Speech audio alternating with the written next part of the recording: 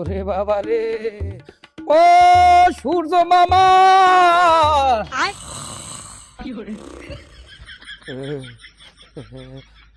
মামু। এ বেটা এই শীতের মধ্যে তো জ্বালাও খায়। হয়েছে কি তোর, হয়েছে কি? ও মামু হইবে কি, আবার আছে কি? 2-3 দিন ধরে আমার দেখা নাই, হেইয়ের উপরে যে হারে শীত আর কুয়াশা পড়া ধরছে। ও মামু, ঠার ভাই যেন কিছুক্ষণের মধ্যে বাংলাদেশে বরফ পড়া শুরু করবে।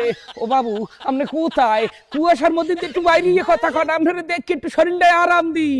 এ বেটা তোর কাম থাকলে তুই কামে যা। এই শীতের মধ্যে মুই কোনো পিলি বেরোইতে পারবো না। তোর কিছু কভার থাকলে তুই কি কবি তরতরি কইয়া হিন্দে যা, মুই শীতের মধ্যে বাইরে পারবো না। কমু কি মামু, যার দ্বারা চিকিৎসার লেগে হে নিজেই দেহি রোগী। ও মামু, আপনি যদি কন শীত, হলে মোরা যাবো কুমনে। আপনি আমাগো লাগে এই সময়ের অভিমানটা কিসের বাকনে করলেন? আপনি যদি আমাগো লাগে এই সময়ের অভিমান করিয়া 2-3 দিনের লেগে এই কুয়াশার মধ্যে পলাই থাকেন, হলে মোরা যাবো কে দ্বারে কর্ম কি হইয়া কন?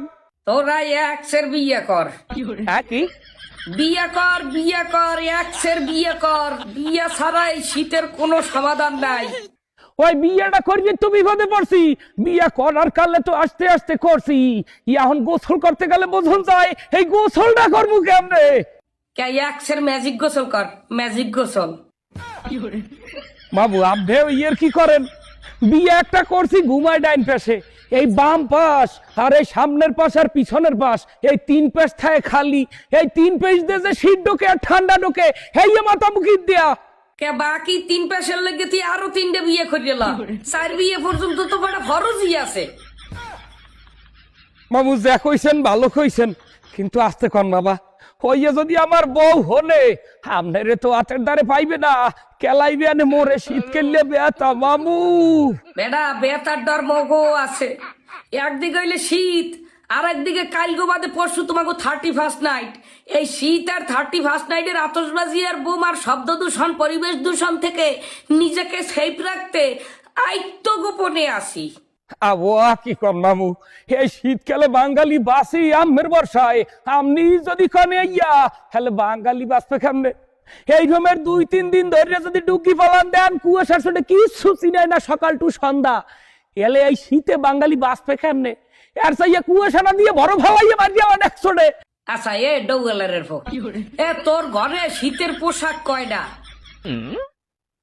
হ্যাঁ, হুডি, সুইপ শার্ট, চাদর, মাফলার মিলাইয়া মিনিমাম 12-14টা হইবে। আর ঘুমাও কোথায়, কি বেইলে ঘুমাও? আমি তো ঘুমাই মামু 5 তলায়। 5 তলার উপরে আমার বাসা, বাসার উপরে খাট, খাটের উপরে তোষক, তোষকের উপরে আমি, আমার উপরে 4-5টা লেবার কম্বল। আরে ডৌগেলারের ফো, 1 ডজন শীতের পোশাক, 5 তলার উপরে ল্যাব কম্বলের তলে থাকেও তুমি শীত মাতাইতে পারো না। তাই রাস্তায় যত পথ শিশু, অসহায় মানুষ, ঘরবাড়ি নাই, শীতের পোশাক কম্বল কিচ্ছু ছাড়াই কুয়াশার মধ্যে রাস্তায় রাত কাটায়। হেরাই শীতের রাস্তায় রাত কাটায় কেমনে? হেরা শীত মাথায় কি দিয়া? হ্যাঁ খাইছি খিচুড়ি খাইছি। আমার বউ রাঁধছে, আজকে শীত বেশি পড়ছে তো বউ খিচুড়ি রাঁধছে, ওটা আমি জাল জাল খাইছি, গরম গরম খাইছি। ও হালার ভালা, তুই বউরাতের গরম খিচুড়ি খাইয়াও তুই শীতে বাঁচো না। তাহলে এই এতিমখানার মাদ্রাসায় যে কোরআনের পাখিগুলা বাপ মা ছাড়া মাসের পর মাস থাকে, বছরের পর বছর থাকে, আলু ভর্তার ডাইল খাইয়া এই শীতে ফজরের কালে ঘুম দিয়ে উঠতে ঠান্ডা পানির দিয়ে উজু করিয়া নামাজ পড়ে কি বাইলে? না বাবু, কথা যা কইছেন হ্যাঁ ঠিক কইছেন, এ কথার উপরে কোনো কথা নাই। কিন্তু আমার তো ওরকম সামর্থ্য নাই যে রাস্তায় দিন কাটাইনে রাত কাটাইনে এই অসহায় মানুষগুলোর জন্য কিছু কর্ম। সামর্থ্য থাকলে করতাম। এবারা তোরে এই ডিকশনারি পড়াইছে কোন পাড়ার ফোপাটা? এবারা মানেরে সাহায্য করতে কি সামর্থ্য লাগে? এই যে হারাটা দিন ফেসবুকটার মধ্যে এই শীত নিয়ে কত ঠাট্টা মস্করা, পোস্ট, লাইক, কমেন্ট, শেয়ার করো। কে রাস্তাঘাটে কাটাইনে অসহায় দুস্থ শীতার্ত মানুষের কষ্টের কথাগুলো তুই প্রচার করতে পারতি না? এগুলো প্রচারের মাধ্যমে যদি একটা সামর্থ্যবান মানুষের কাছে যায়, আর সেই সামর্থ্যবান মানুষ যদি একটু সাহায্য করে, ওই শীতের তো মানুষটার যদি একটু উপকার হয়, হেতির তো যায়, তোর সামর্থ্য লাগবে কি তাই? না মামু, আপনি উচিত কথা কইছেন। এফির আমার মাথায় ঠিকঠাক মতো হানছে। আমার সামর্থ্য না থাকলে আমি সামর্থ্যবানদের কাছে এগো কষ্টটা পৌঁছেই দেবো, যাতে আমার মাধ্যমে হইলেও পায়। এই জিনিসটা আমি করমু, কিন্তু মামু অনুগ্রহপূর্বক এই বাঙালির উপরে আপনি অভিমান করবেন না, বাঙালি ছেড়ে মরিয়ে যাইবে। এই ঠান্ডায় উপকূলীয় অঞ্চলে যে কি পরিমাণ শীত পড়ে মামু, এই শীতে যদি আপনি ডুগি ফলান দেন মামু, বাঁচার কোনো উপায় নাই মামু। আপনি দয়া করিয়ে দেখা দিয়েন, আপনি দয়া করিয়ে দেখা দিলে এই বাঙালির অস্তিত্ব টিকিয়া থাকিবে। এবার না ফাওফানা না ফুটতে তুই যেই তোর কাম হর কামে যা কামে লাগবে। তোগো এই 31st নাইট পরিবেশ দূষণ আর শব্দ দূষণ শেষ হইলে আমার সময় মতো আমি আসমানে উঠবো আনে, আমি আমার দেহা দিব আনে।